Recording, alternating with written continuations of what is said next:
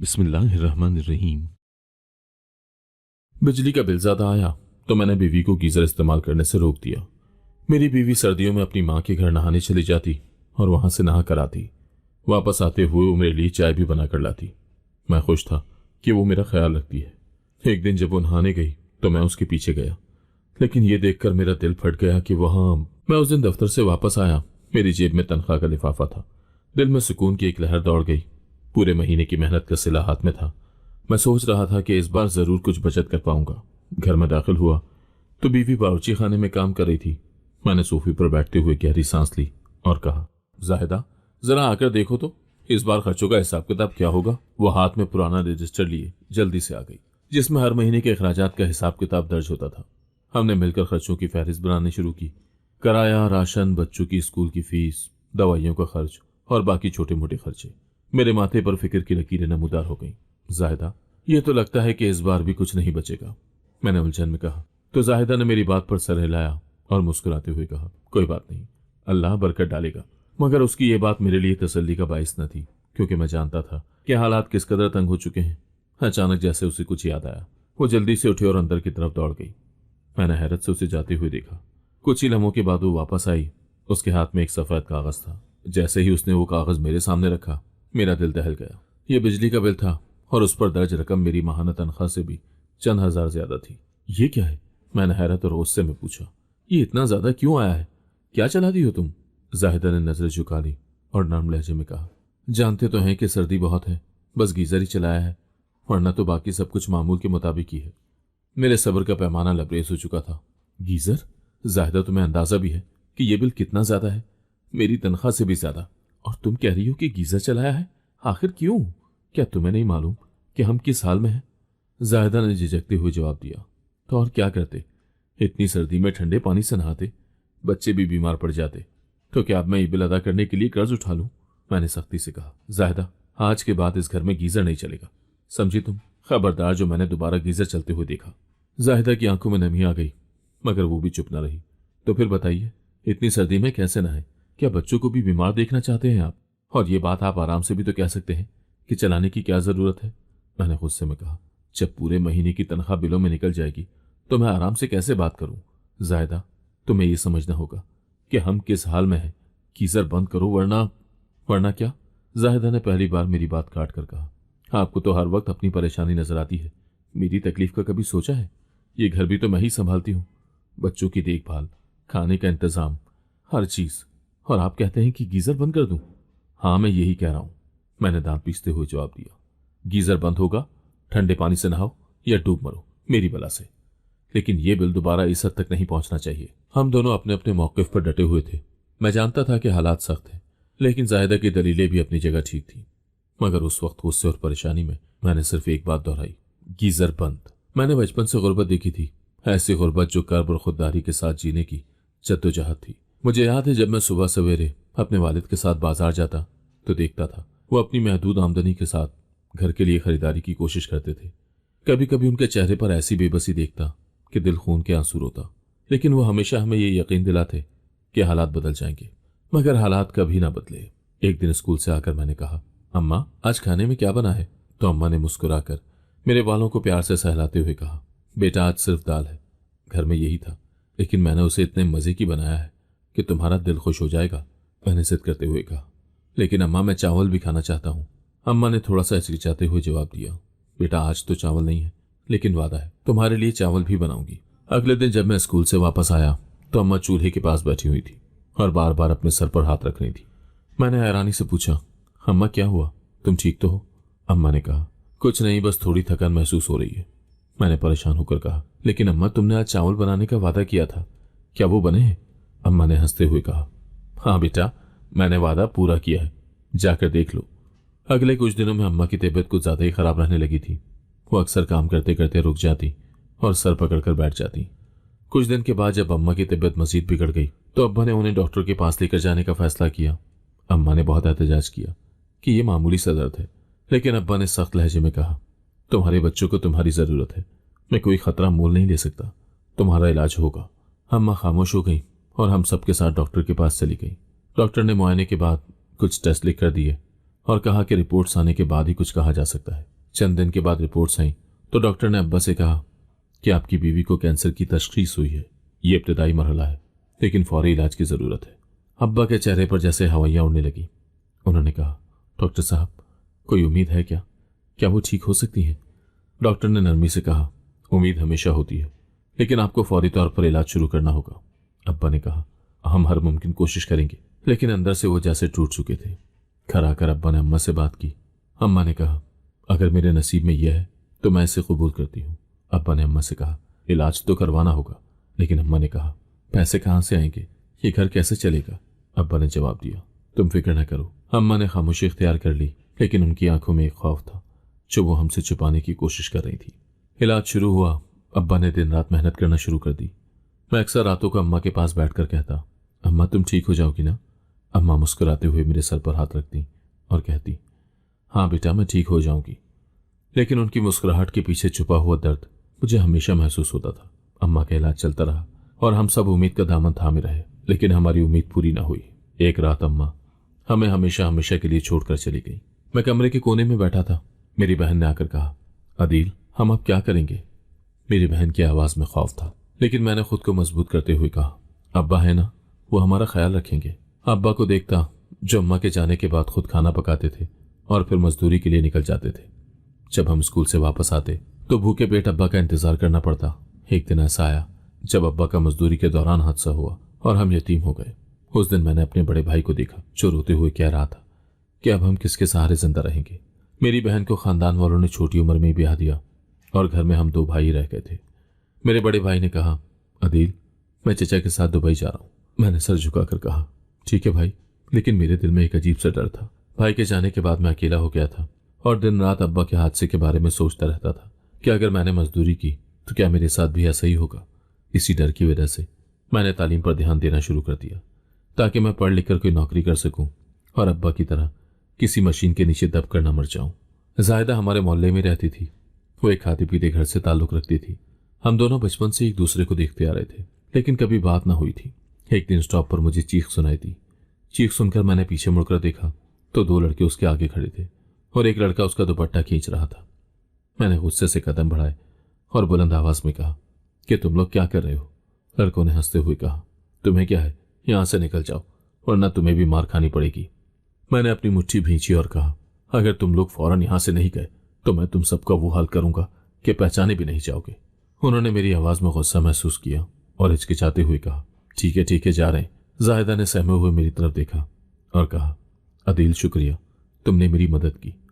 मैंने नरमी से कहा, जाहिदा, ये तो मेरा फर्ज था। तुम ठीक हो ना? उसने सर हिलाकर कहा, हाँ, लेकिन मैं बहुत डर गई थी। मैंने जाहिदा के हाथ में उसकी किताबें दी जो गिर गई थी और कहा, चलो मैं तुम्हें घर छोड़ देता हूँ। जाहिदा ने कहा, लेकिन अदील, तुम क्यों तकलीफ कर रहे हो? मैं खुद चली जाऊंगी। मैंने कहा, जाहिदा, ये मोहल्ला अब महफूज नहीं रहा। मैं तुम्हें यूं अकेला नहीं जाने दूंगा। उसने कुछ न कहा और मेरे साथ चलती। रास्ते में वो खामोश थी, लेकिन उसकी नजरें बार बार मुझ पर पड़ रही थी, जैसे वो कुछ कहना चाह रही हो लेकिन अल्फाज ना मिल रहे हो। जब हम उसके घर पहुंचे तो उसने दरवाजे पर रुककर कहा, अदील, तुम बहुत अच्छे हो। आज अगर तुम ना होते तो मैं नहीं जानती कि क्या होता। मैंने मुस्कुराकर कहा, जाहिदा, अगर कभी कुछ हो तो बिला झिझक मुझे बता देना। उसने हल्की सी मुस्कुराहट के साथ कहा, ठीक है अदील, शुक्रिया, और घर के अंदर चली गई। कुछ दिनों के बाद मैं मोहल्ले की एक दुकान पर खड़ा था जब वहां जायदा आई। उसने मुझे देखा और कहा, अदील, कैसे हो? मैंने कहा, ठीक हूं जायदा, तुम कैसी हो? वो हंसते हुए बोली, ठीक हूं, तुम्हारी हिम्मत और मदद को कभी नहीं भूल सकती। उस दिन के बाद हमारी मुलाकातें अक्सर होने लगी, कभी रास्ते में तो कभी दुकान पर, और हम दोनों एक दूसरे के बारे में ज्यादा जानने लगे। एक दिन जाहिदा ने मुझसे कहा, अदील, तुम्हें मालूम है तुम बहुत मुख्तलिफ हो। मैंने हैरानी से पूछा, मुख्तलिफ? वो कैसे? जाहिदा ने कहा, तुम्हारे अंदर एक हमदर्दी है, एक खुलूस जो आजकल किसी में नजर नहीं आता। मैंने हंसते हुए कहा, जाहिदा, ये तुम्हारी नजर का कमाल है। वो संजीदगी से बोली, नहीं अदील, मैं सच कह रही हूं, और शायद यही बात मुझे तुम्हारे करीब ला रही है। उन मुलाकातों के बाद मैंने महसूस किया कि जाहिदा ना सिर्फ मुझसे बात करना पसंद करती है बल्कि मेरा ख्याल भी रखती है। एक दिन जाहिदा मेरे पास आई और कहने लगी, अदील, तुम्हारा भाई भी चला गया और बहन भी ब्याह दी गई। अब तुम बिल्कुल अकेले हो गए हो। आगे जिंदगी के बारे में क्या सोचा है? मैंने कहा, मैं जब भी जिंदगी में आगे बढ़ने की कोशिश करता हूँ तो न जाने क्यों मेरी हिम्मत जवाब दे जाती है। बचपन के हादसों ने मुझे बहुत कमजोर कर दिया है, जाहिदा ने कहा। लेकिन मुझे ऐसा नहीं लगता। मुझे लगता है कि तुम बहुत मजबूत इंसान हो, क्योंकि जिस तरह अकेले होकर भी तुमने अपने किरदार को संवारा है, मुझे लगता है कि तुम बहुत मजबूत इंसान हो। मैंने हैरानी से कहा, तुम्हें लगता है कि मैं मजबूत हूं? जाहिदा ने कहा, हाँ अदील, क्योंकि मैंने तुम्हें हमेशा एक ऐसे शख्स के तौर पर देखा है जो किसी भी मुश्किल से घबराता नहीं है। जाहिदा की बातों ने मेरे दिल में एक अजीब सा सुकून पैदा किया था, लेकिन साथ ही मुझे महसूस हुआ कि जाहिदा की ये बातें सिर्फ हमदर्दी नहीं है, बल्कि वो मेरे लिए कुछ खास महसूस करती है, और शायद यही बात मुझे आगे बढ़ने का हौसला दे सकती थी। हम दोनों खामोश होकर एक दूसरे को देखने लगे, और फिर जाहिदा ने खामोशी तोड़ते हुए कहा, अदील, मैं तुमसे मोहब्बत करने लगी हूं, और इसलिए मैं चाहती हूं कि तुम एक कामयाब इंसान बनो, ताकि मैं अपने घर वालों के सामने फख्र के साथ तुम्हारा हाथ थाम सकूं। मैंने कुछ देर के लिए खामोशी इख्तियार की और फिर कहा, जाहिदा, शायद तुम ठीक कह रही हो, लेकिन मैं अभी भी उस एतमाद को अपने अंदर महसूस नहीं कर रहा। जाहिदा ने कहा, अदील, वक्त सब कुछ बदल देता है, तुम्हें पहला कदम उठाना होगा। मैंने सर हिलाकर कहा, ठीक है, मैं कोशिश करूंगा। लेकिन दिल के किसी कोने में यह एहसास था कि जाहिदा का ये यकीन और उसकी मोहब्बत शायद मेरे लिए एक नई उम्मीद का रास्ता बन सकती है, और इसी सोच ने मुझे आगे बढ़ने की पहली हिम्मत दी। जब जाहिदा ने अपने घर वालों से कहा कि मैं अदील को पसंद करती हूँ और उससे शादी करना चाहती हूँ, तो उसके वालिद ने कहा, जाहिदा, क्या तुम्हें अंदाजा भी है कि अदील कौन है? उसके पास ना जायदाद है, ना माल, और ना ही कोई मुस्तकबिल। कैसे तुम उसके साथ अपनी जिंदगी गुजारने का सोच सकती हो? जाहिदा ने हौसला करते हुए कहा, अब्बू अदील बहुत मेहनती और ईमानदार इंसान है। उसके पास आज शायद कुछ न हो, लेकिन मुझे यकीन है कि वो अपनी मेहनत से सब कुछ हासिल कर लेगा। जाहिदा की माँ ने उससे कहा, क्या तुमने कभी सोचा है कि तुम्हारे वालिदैन ने तुम्हारे लिए क्या ख्वाब देखे हैं? क्या अदील उन ख्वाबों को पूरा कर सकेगा? जाहिदा ने माँ से कहा, अम्मी, मेरे लिए सबसे अहम यह है कि मेरा जीवन साथी एक अच्छा इंसान हो। अदील का दिल साफ है, वो मेरे लिए हमेशा एक मजबूत सहारा बनेगा। जाहिदा के वालिद ने सख्त लहजे में कहा, जाहिदा, अगर तुमने हमारी इज्जत का जरा भी ख्याल रखा होता तो ये बात कभी जबान पर न लाती, लेकिन अब तुम जिद कर रही हो तो जाओ अपनी मर्जी कर लो, लेकिन याद रखो, अगर कभी तुम्हें कोई दुख पहुंचा तो हमारी तरफ मत देखना। जाहिदा ने आंखों में आंसू लिए कहा, मैं कभी आपको शर्मिंदा नहीं होने दूंगी। आप देखेंगे कि अदील के साथ मेरी जिंदगी कामयाब होगी और आप सब मुझ पर फख्र करेंगे। जाहिदा मेरी जिंदगी में एक नई रोशनी लेकर आई थी। शादी के बाद मैंने कहा, जाहिदा, तुम्हारे आने से मुझे अपनी जिंदगी का मकसद मिल गया है। जाहिदा ने मुस्कुराते हुए कहा, अदील, तुम्हें खुश देखकर मुझे लगता है कि मेरी जिंदगी कामयाब हो गई है। तुमने कभी हार नहीं मानी, और यही बात मुझे तुम पर फख्र करने पर मजबूर करती है। मैंने कहा, जाहिदा, तुम्हारा शुक्रिया कि तुमने मुझ पर एतमाद किया और मेरे साथ ही जिंदगी शुरू की। तुमने अपने वालिदैन की नाराजगी मोल ली और मेरा साथ दिया। ये सब कुछ सिर्फ तुम्हारे एतमाद की वजह से ही मुमकिन हुआ है। जाहिदा ने कहा, अदील, तुम मेरा ख्वाब थे और तुम्हारी मोहब्बत मेरी जिंदगी की सबसे बड़ी ताकत है। जब हमारा पहला बच्चा पैदा हुआ तो मैं अपनी खुशी को अल्फाज में बयान नहीं कर सकता था। जाहिदा के वालिदैन का रवैया देखकर मुझे महसूस हुआ कि अब मेरे लिए उनके दिलों में जगह बन गई है। जाहिदा की मां ने कहा, अदील, तुम दोनों को हमारे घर आना होगा। जाहिदा और बच्चे को हमारी देखभाल की जरूरत है। मैंने जाहिदा से कहा, अगर तुम्हें लगता है कि ये ठीक है तो मुझे कोई एतराज नहीं। जाहिदा ने मुस्कुराते हुए कहा, अदील, ये उनकी मोहब्बत है, तुम्हें फिक्र करने की जरूरत नहीं है। जब हम जाहिदा के वालिदैन के घर पहुंचे तो जाहिदा की मां ने बच्चे को अपनी गोद में लिया और कहा, ये तो बिल्कुल अदील जैसा लग रहा है। मेरे ससुर ने भी मुस्कुराते हुए कहा, अदील बेटा, बहुत मुबारक हो, तुमने हमें बड़ी खुशी दी है। जाहिदा की मां ने मेरे लिए खाना बनाया और कहा, अदील बेटा, ये खास तुम्हारे लिए बनाया है, अब तुम भी मेरे बेटे हो। हमारी जिंदगी यूं ही खुशियों से भरी हुई थी। हमारे यहाँ 3 बच्चे पैदा हो गए थे। मेरी जिंदगी का मकसद जाहिदा और अपने बच्चों को जिंदगी की तमाम सहूलियात देना था, लेकिन रोज रोज बढ़ती हुई महंगाई ने मेरी कमर तोड़ कर रख दी थी। जिस नौकरी से पहले जाहिदा और मैं खुशहाल जिंदगी बसर कर रहे थे, अब उससे कुछ पूरा न होता था। हमारे बच्चे बड़े हो गए थे और स्कूल जाने लगे थे। बच्चों की स्कूल की फीस, कभी बीमारी तो कभी कोई और जरूरत सामने आ जाती। जाहिदा ने हर मौके पर मेरा पूरा पूरा साथ दिया था, लेकिन पिछले कुछ माह से बिजली का बिल हर बार पहली दफा से ज्यादा होता था। इस दफा तो हद ही हो गई। मुझे मिलने वाली तनख्वाह से भी ज्यादा बिजली का बिल आ गया था। मैं अच्छी तरह जानता था कि जाहिदा बिजली बहुत एहतियात से इस्तेमाल करती है, लेकिन सर्दी बहुत ज्यादा थी और बच्चों को स्कूल जाने के लिए हर रोज सुबह जल्दी नहाना धोना जरूरी था, इसलिए हर रोज ही घर में गीजर चलता था। बिजली का बिल देखकर तो मेरे होश ही उड़ गए थे। अब समझ ही नहीं आ रही थी कि घर में राशन डालूं या फिर बिल भरूं। इसी परेशानी में मैंने जाहिदा को बड़े सख्त अल्फाज बोल दिए थे, लेकिन उसकी आंखों में बेबसी साफ दिखाई दे रही थी। उसने आहिस्ता से कहा था, अदील, मैं तो हमेशा एहतियात करती हूँ, लेकिन बच्चों की जरूरियात को कैसे नजरअंदाज कर सकती हूँ। मैंने सख्त लहजे में कहा था, जाहिदा, आज के बाद मैं गीजर चलाने की इजाजत नहीं दूंगा। खबरदार जो गीजर को हाथ भी लगाया। जाहिदा ने मेरी तरफ देखा और उसकी आंखों में आंसू आ गए। मैं खामोश हो गया था, लेकिन अंदर से टूट चुका था। मुझे खुद पर भी गुस्सा आ रहा था और हालात पर भी, लेकिन जाहिदा ने कुछ न कहा। वो चुपचाप कमरे में चली गई थी और मैं वहीं सोफे पर बैठकर सोचने लगा था कि आखिर कब तक ये मुश्किलात हमें यूं ही आजमाती रहेंगी। मजबूरन मैंने अपनी पूरी तनख्वाह बिजली के बिल में दे दी थी और जाहिदा की बनाई हुई सामान की लिस्ट वैसे ही मेरी जेब में पड़ी थी। मैं थके थके कदमों से घर में दाखिल हुआ था और जैसे ही दरवाजे के अंदर आया तो दीवार के साथ टेक लगाकर खड़ा हो गया। मेरी सांसें बोझल थी और दिल जैसे अंदर ही अंदर दबा जा रहा था। जाहिदा बावर्ची खाने से निकली। उसके चेहरे पर वही मानूस सी मुस्कुराहट थी जो हमेशा मेरी थकन को मिटाने के लिए काफी होती थी। उसने कहा, आज देर हो गई अदील, आप बैठे, मैं अभी चाय बनाती हूँ। मैंने उसकी तरफ शर्मिंदा सी नजर से देखा और बोला, जाहिदा, मैं क्या बताऊं, आज तो दिल ही बैठ गया है। जाहिदा ने हैरानी से पूछा, क्या हुआ अदील, क्या बात है, सब खैरियत तो है? मैंने गहरी सांस ली और कहा था, जाहिदा, खैरियत कहाँ है, ये महंगाई और ये जिंदगी के मसले जैसे बोझ बन गए हैं। जाहिदा ने फिक्रमंद होकर मेरे करीब आते हुए कहा, अदील, खुलकर बताओ क्या हुआ है। मैंने कहा, जाहिदा, आज बिजली का बिल जमा करवाया है और जानती हो मेरी तनख्वाह सारी की सारी उसी में चली गई। जाहिदा हैरान रह गई थी और उसने कहा था, ये कैसे हो सकता है अदील, अब पूरा महीना कैसे गुजारेंगे? मेरे पास उसे देने के लिए कोई जवाब नहीं था, लेकिन हमेशा की तरह उसी ने हिम्मत का मुजाहरा करते हुए मुझे तसल्ली दी। अदील, आप ज्यादा परेशान ना हो, पिछले महीने का कुछ राशन अभी बाकी है, 10-12 रोज ऐसे ही निकल जाएंगे, फिर आगे हम उधार पकड़ लेंगे। जाहिदा ने मेरे करीब बैठते हुए मेरे हाथ थाम लिए थे और बोली, अदील, मैं जानती हूँ आपकी जिम्मेदारियां आपको कितना परेशान कर रही हैं, लेकिन आपको मुझ पर भरोसा है ना? मैंने बेबसी से कहा था, जाहिदा, भरोसा तो है, लेकिन हालात तो हमारा साथ नहीं दे रहे। जाहिदा ने नरमी से कहा, अदील, आपको याद है जब हमने शादी की थी तो हमारे पास कुछ भी नहीं था, लेकिन हमने मिलकर सब कुछ बनाया था। आज भी हम साथ हैं और आपको कोई मसला तन्हा नहीं झेलना पड़ेगा। मैंने उसकी आंखों में देखा, जहां एक अजीब सा सुकून था, जैसे वो किसी जादूगरनी की तरह मेरे हर मसले का हल निकाल लेगी। जाहिदा ने मुस्कुराकर कहा था, अदील, आप बैठे, मैं आपके लिए चाय लाती हूँ। आप जानते हैं ना, आपको वक्त पर चाय ना मिले तो आपका सर दर्द से फटने लगता है।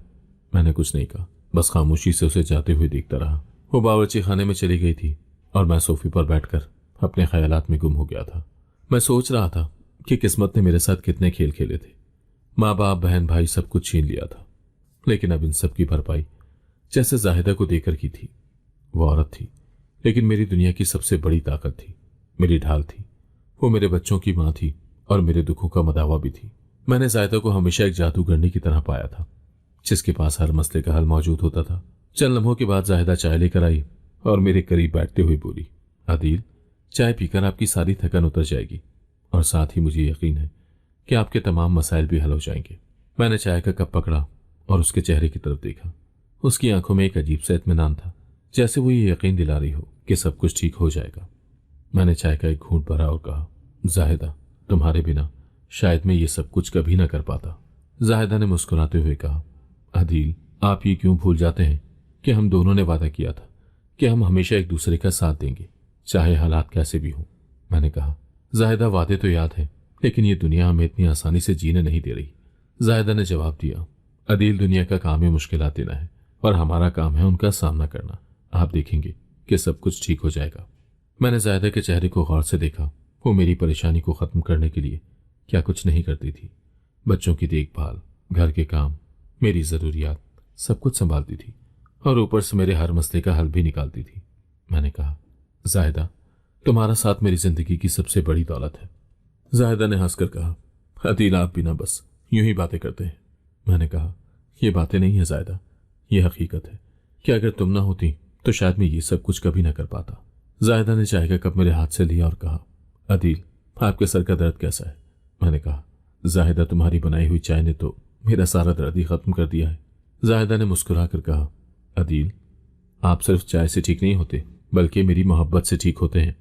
मैंने हंसकर कहा, जाहिदा, तुम वाकई जादूगरनी हो जो हर मसले का हल निकाल लेती हो। जाहिदा ने शर्माते हुए कहा।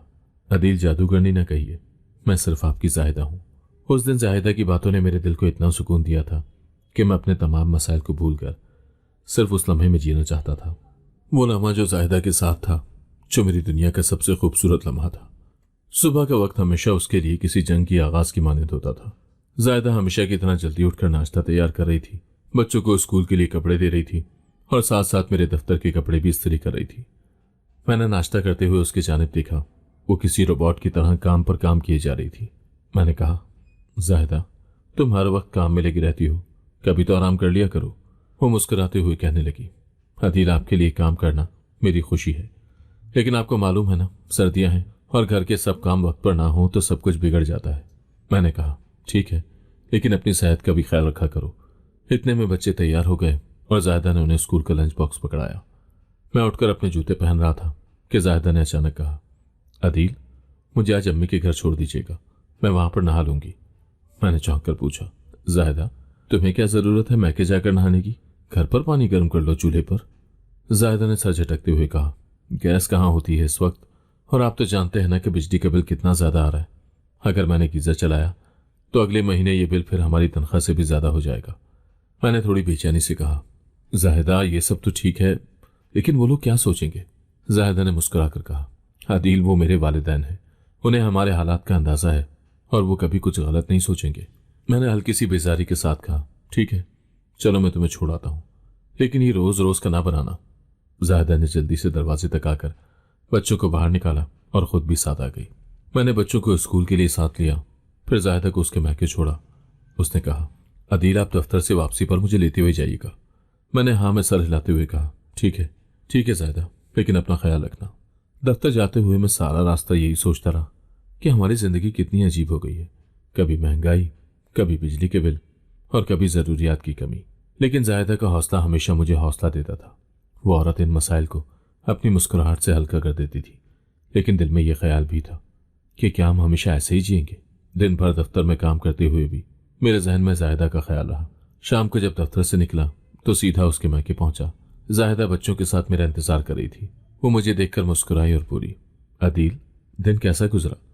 मैंने कहा, जाहिदा, दिन तो काम में गुजर जाता है, लेकिन दिमाग में हमेशा यही सोच होती है कि हम इन हालात से कब निकलेंगे। जाहिदा ने नरमी से कहा, अदील, आप बस मेहनत करते रहिए, अल्लाह सब बेहतर करेगा। घर पहुंचकर जाहिदा ने जल्दी से मेरे सामने गर्मा गर्म चाय पेश की। मैंने हैरत से पूछा, ये कब बनाई? उसने कहा, यह मैं वहीं से बनाकर लाई थी, मुझे पता है आपको ऑफिस से आते ही चाय चाहिए होती है। मैंने कहा, वाह भाई। उसके बाद से हर रोज मैके जाकर नहाना जाहिदा का मामूल बन गया था और साथ ही मेरे लिए हर रोज चाय बनाकर लाना भी। मुझे भी ये बात अच्छी लग रही थी क्योंकि इस महीने मैंने घर का सौदा नहीं लिया था और इसी बहाने कुछ खर्चा भी बच रहा था।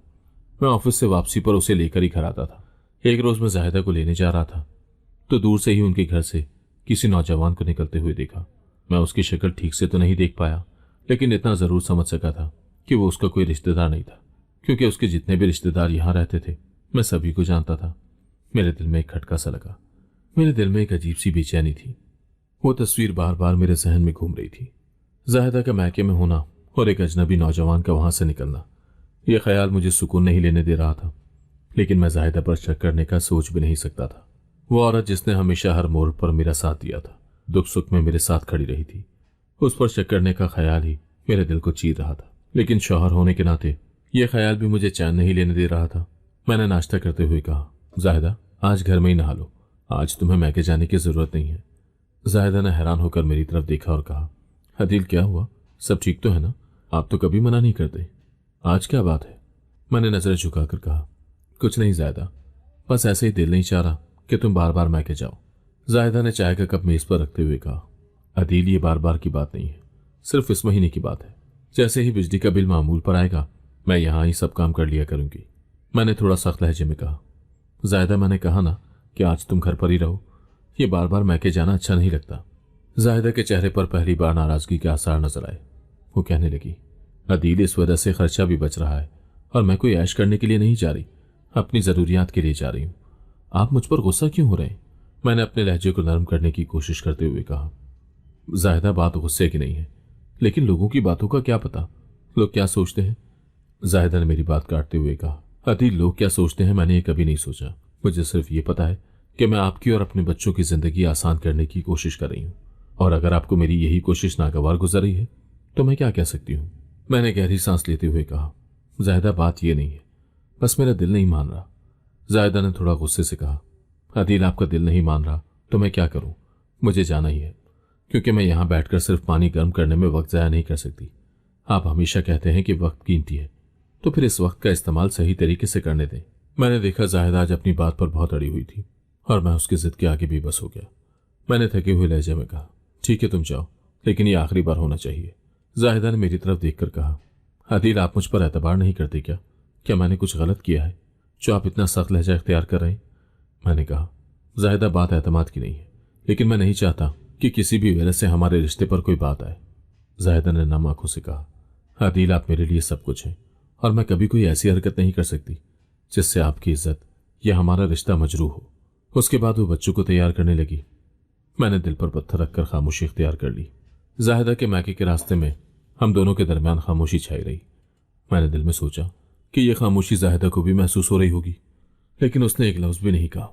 मैके पहुंचकर वो कहने लगी, आदिल शाम को मुझे लेते हुए जाइएगा। मैंने बगैर कुछ कहे सर हिला दिया, लेकिन दिल में यह ख्याल बार बार आ रहा था कि वो अजनबी कौन था और जाहिदा ने आज पहली बार इतनी जिद क्यों की। दफ्तर पहुंचकर भी मैं सारा दिन इसी कश्मकश में मुब्तला रहा। काम में दिल नहीं लग रहा था और हर वक्त यही सोचता रहा कि क्या मैं जाहिदा से इस बारे में खुलकर बात करूं या खामोश रहूं, लेकिन इस खामोशी ने मुझे अंदर से खोखला कर दिया था। मैं उस दिन दिल पर एक अजीब सा बोझ लिए दफ्तर से निकल आया था। वक्त से पहले निकलना मेरी आदत में शामिल नहीं था, लेकिन आज दिल का हाल ही कुछ ऐसा था जैसे कोई चोर चोरी का इरादा कर रहा हो। जाहिदा पर कभी शक करने का सोच भी नहीं सकता था, लेकिन वो नौजवान जो पहले भी उनके घर से निकला था, वो सवाल बनकर मेरे दिलो दिमाग में गूंज रहा था। मैंने सोचा कि आज हकीकत का सामना करूंगा और अपनी आंखों से देखूंगा कि वहां क्या हो रहा है। लेकिन जैसे ही उनके मोहल्ले की गली में पहुंचा, मेरा दिल अजीब तरह से कांपने लगा था। मैंने खुद को समझाने की कोशिश की कि आदिल कुछ नहीं होगा, सब खैरियत होगी, ये सब तुम्हारे दिमाग का वहम है। लेकिन यह वहम मेरी हिम्मत को पाश पाश करने के लिए काफी था। मैंने खुद को वहीं रोक लिया। न गेट पर जा सकता था, न किसी को देखने की हिम्मत थी। मैं दूर खड़ा उनके गेट को तके जा रहा था। वक्त सुसरवी से गुजर रहा था और हर गुजरता लम्हा मेरे दिल की धड़कन को और तेज कर रहा था। दिल चाह रहा था कि सब कुछ छोड़ छाड़ कर वापस चला जाऊं, लेकिन फिर ख्याल आता कि अगर आज हकीकत मालूम ना की तो ये शक मेरी जिंदगी का सुकून बर्बाद कर देगा। इसी इंतजार में न जाने कितनी देर गुजर गई, लेकिन फिर वही मंजर मेरी आंखों के सामने आया। उनके गेट से वही नौजवान निकला था जिसे मैं पहले भी देख चुका था। उसके अंदाज में एक अजीब तरह की खुद एतमादी थी, जैसे वो बार बार यहां आता हो और जानता हो कि उसे कोई नहीं रोकेगा। मैं वहीं खड़ा था। मेरे कदम मानो जैसे बंद गए थे। मैं चाहकर भी आगे नहीं बढ़ सका। दिल चाहा कि वहीं से आवाज दूं और उस नौजवान से सवाल करूं कि तुम कौन हो और यहां क्या कर रहे हो, लेकिन मेरे अल्फाज मेरी जबान का साथ देने से इनकारी हो गए। मैं दिल दिल में अपने आप को कोस रहा था कि आदिल तुम कितने बुज़दिल हो, एक मामूली बात पर इतनी उलझन, तुम मुझसे बात क्यों नहीं कर लेते। लेकिन मेरे दिल का एक और हिस्सा मुझसे कह रहा था कि नहीं आदिल, जाहिदा तुम्हारी बीवी है, उस पर शक करना गुनाह के बराबर है, और अगर यह सब तुम्हारी सोच का धोखा हुआ तो जाहिदा के दिल को ठेस पहुंचाने का तुम क्या जवाब दोगे। मैंने वहीं से वापस जाने का फैसला किया, लेकिन कदम जैसे जमीन ने जकड़ लिया हूं। आगे बढ़ना मुश्किल हो रहा था। हर कदम के साथ एक सवाल मेरे जहन में उभर रहा था, क्या वो नौजवान जाहिदा का जानने वाला था या ये महज एक इत्तेफाक था। अगर जाहिदा ने मुझे कभी इस बारे में नहीं बताया तो क्या वो कोई बात छुपा रही थी। लेकिन जाहिदा जैसी औरत जो अपनी जिंदगी के हर फैसले में मेरा साथ देती रही हो, वो क्यों कुछ छुपाएगी। मैंने अपने दिल को संभालने की कोशिश की। आदिल, तुम्हें जाहिदा से बात करनी चाहिए, लेकिन वो सवाल कैसे करूंगा, कहीं वो नाराज ना हो जाए, और अगर वो नाराज हुई तो हमारे रिश्ते पर क्या असर पड़ेगा।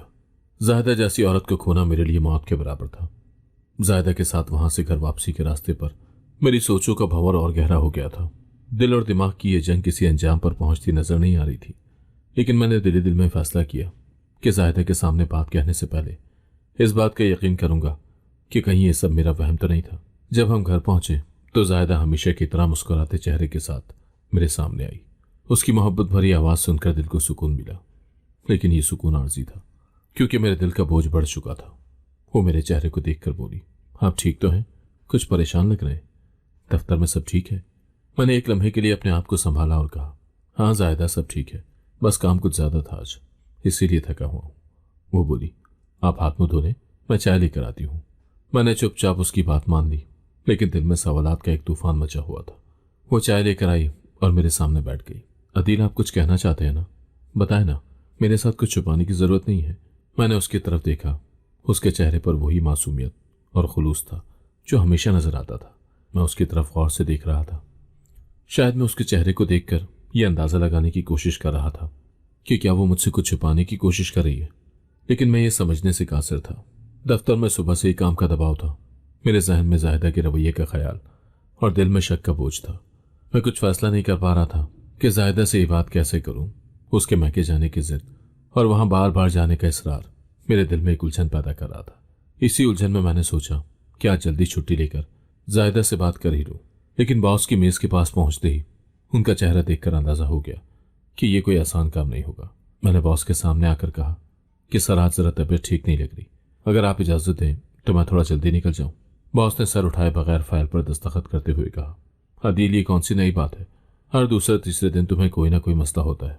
दफ्तर का काम तुमसे ठीक से नहीं होता, ऊपर से छुट्टी की दरखास्तें। तुम्हारी कारकर्दगी पहले ही खराब है और तुम्हें इस बात का कोई एहसास नहीं है।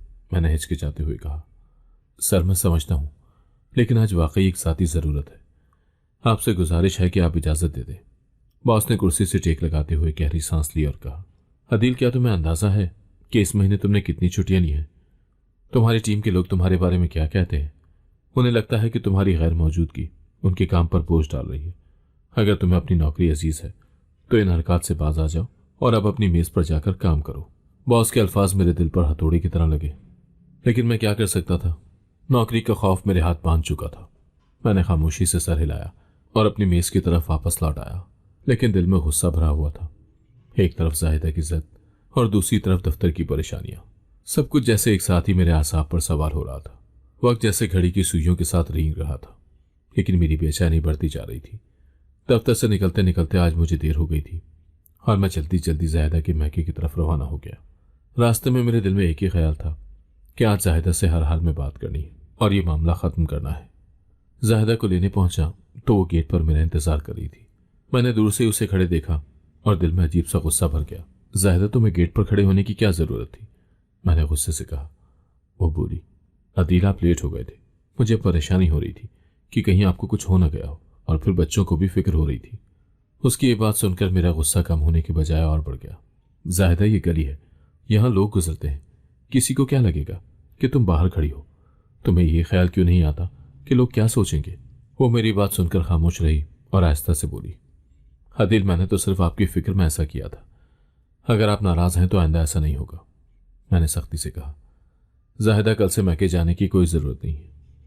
वो हैरत से मेरी तरफ देखने लगी और बोली, अदील, आपको क्या हो गया है? क्यों इतना गुस्सा कर रहे हैं? आपने आज देर कर दी थी और मैंने तो सिर्फ आपका इंतजार किया था। घर पहुंचकर वो मेरे लिए पानी लेकर आई और बोली, अदील, आपको नाराज होने की जरूरत नहीं है। मैं जानती हूं कि आप थके हुए हैं, लेकिन मेरी बात भी सुन लिया करें। उसने कुछ पैसे मेरे हाथ पर रखे और कहा, अदील, इस महीने घर का राशन नहीं डाला था, अब कुछ भी नहीं बचा है। ये पैसे अम्मी से उधार लेकर आई हूं, कल वापसी पर सौदा लेते आइएगा। उसकी बात सुनकर मैं खामोश हो गया, लेकिन दिल के अंदर एक तूफान बरपा था। एक तरफ उसकी मोहब्बत और सच्चाई का यकीन था और दूसरी तरफ दिल में शक का कांटा जो निकलने का नाम ही नहीं ले रहा था। दफ्तर से निकलते वक्त मेरा जहन कुछ हल्का था। आज कम वक्त पर मुकम्मल हो गया था और बॉस की सरजनिश का खौफ भी नहीं रहा था। मैंने सोचा कि पहले बाजार से घर के लिए सौदा लेकर जाऊं और जाहिदा को इस बात की खुशखबरी दूं कि आज घर का तमाम राशन मुकम्मल हो गया है। लेकिन किस्मत को शायद कुछ और ही मंजूर था। बाजार से सौदा लेते वक्त मेरे दिल में एक सुकून सा था, मगर जैसे ही मैं जाहिदा के मैके के करीब से गुजरा, वही नौजवान फिर से वहां से निकलता नजर आया। मेरा दिल जैसे बैठ सा गया। गुस्से और शक ने मेरे दिमाग पर काबू पा लिया और मैंने दिल में सोचा कि क्या वाकई मेरी तमाम बातें महज इत्तेफाकात हैं या फिर कोई हकीकत उनके पीछे छुपी है। घर पहुंचा तो ये देखकर मेरा गुस्सा उरूज पर था कि जाहिदा घर पर मौजूद नहीं थी। मैंने हाथ में पकड़ा सामान जमीन पर पटक दिया और अपने दिल की उलझनों में उलझता हुआ सोफे पर बैठ गया। मेरे जहन में वो नौजवान और जाहिदा की जिद बार बार गूंज रही थी। मेरे शक को तकवीत मिल रही थी और मेरे अंदर का तूफान बढ़ता जा रहा था। थोड़ी देर में जाहिदा बुर्का पहने घर में दाखिल हुई और मुझे देखकर हैरानी से बोली, अदील, आप आज इतनी जल्दी कैसे आ गए? फिर जैसे ही उसकी नजर जमीन पर गिरे हुए सामान पर पड़ी, उसने जल्दी से उसे समेटना शुरू कर दिया। अरे, ये सामान किसने गिराया है? मैंने गुस्से से कहा। यह मैंने गिराया है जाहिदा, तुम्हें जरा भी अंदाजा है कि एक मर्द पर क्या गुजरती है जब उसकी बीवी उसकी इजाजत के बगैर उसकी पीठ पीछे बाहर निकले। वो हैरत से मेरी तरफ देखने लगी और बोली, आदिल आप कहना क्या चाहते हैं? मैंने गुस्से से कहा, कहना क्या चाहता हूँ जायदा, ये बताओ कि रोज रोज तुम्हें मैके जाने की क्या जरूरत पेश आती है? क्या मेरे घर में सब कुछ ठीक नहीं है? और वो नौजवान जो रोज वहां से निकलता है वो कौन है? और तुम्हारे मैके का उससे क्या ताल्लुक है? जायदा मेरी बातें सुनकर खामोशी से खड़ी रही, जैसे कोई जवाब देने के लिए अल्फाज ढूंढ रही हो। और जब उसने कोई जवाब न दिया तो मेरे सब्र का पैमाना लबरेज हो गया। मैंने सख्त लहजे में कहा, जायदा आज मुझे हर सवाल का जवाब चाहिए। तुम्हारे इस रवैये ने मेरे दिल में ऐसे सवालात पैदा कर दिए हैं जिनका जवाब दिए बगैर ये मामला खत्म नहीं होगा। वो धीमी आवाज में बोली, आदिल आपको शक हो रहा है मुझ पर? क्या आप समझते हैं कि मैंने कभी कोई ऐसा कदम उठाया होगा जो आपकी इज्जत को ठेस पहुंचाए? मैंने कहा, जायदा मेरे दिल में सवालात हैं और उनका जवाब चाहिए। अगर तुम्हारे दिल में कुछ छुपा हुआ नहीं है तो सच सच बताओ, वो नौजवान कौन है और तुम रोज मैके जाकर क्या करती हो? जाहिदा की आंखों में आंसू आ गए, लेकिन उसने खुद को संभालते हुए कहा, आदिल आप मेरे शौहर हैं और मेरी दुनिया है। आप पर शक करना तो दूर, मैं कभी आपकी मर्जी के बगैर कोई काम भी नहीं करती। लेकिन जो आप मुझसे सवाल कर रहे हैं इसका जवाब देने का वक्त आ गया है। वो नौजवान जिसे आप मेरे मैके से निकलते देखते हैं वो मैट्रिक का एक तालिब इल्म है जिसे मैं वहां जाकर ट्यूशन पढ़ाती हूँ। यह सुनकर मैं हैरान रह गया। जाहिदा ने कहा, आदिल आपके कंधों पर खर्चों का बोझ कम करने के लिए मैंने एक कदम उठाया था, क्योंकि मैं जानती थी कि अगर मैं आपसे इसका जिक्र करती तो आप कभी भी मुझे इस बात की इजाजत ना देते। मैंने आपसे झूठ नहीं बोला, सिर्फ आपके हालात को देखते हुए खामोशी इख्तियार की। मेरे अंदर जैसे कोई तूफान थम गया था। जाहिदा की बातों ने मेरे दिल को सुकून दिया, लेकिन शर्मिंदगी ने मेरे दिल में एक नया जख्म पैदा कर दिया। मैंने आगे बढ़कर जाहिदा का हाथ पकड़ा और कहा, जाहिदा मैं माफी चाहता हूं, मैंने तुम्हारी नीयत पर शक किया और तुम्हारे जज्बात को तकलीफ पहुंचाई। जाहिदा ने मुस्कुराते हुए कहा, आदिल आप मेरे शौहर हैं, मैं आपसे नाराज नहीं हो सकती। आपकी फिक्र और मोहब्बत ही तो मेरे लिए सब कुछ है। लेकिन आइंदा अगर कोई बात हो तो मुझसे पूछ लिया करें। शक दिलों में फासले पैदा कर देता है। मैंने जाहिदा से वादा किया कि आइंदा कभी उस पर शक नहीं करूंगा और हमेशा उसकी कुर्बानियों को समझने की कोशिश करूंगा। उस दिन मेरे दिल में जाहिदा के लिए मोहब्बत और एहतराम में कई गुना इजाफा हो गया और मुझे यकीन हो गया कि वो वाकई मेरी जिंदगी का सबसे कीमती सरमाया है। अगर आपको आज की कहानी पसंद आई है तो वीडियो को जरूर लाइक कीजिएगा और अपने दोस्तों के साथ भी शेयर कीजिएगा। और हाँ, अगर आपने अभी तक हमारा चैनल सब्सक्राइब नहीं किया तो जरूर सब्सक्राइब करें। मिलते हैं कल एक नई और दिलचस्प कहानी के साथ। अल्लाह हाफिज।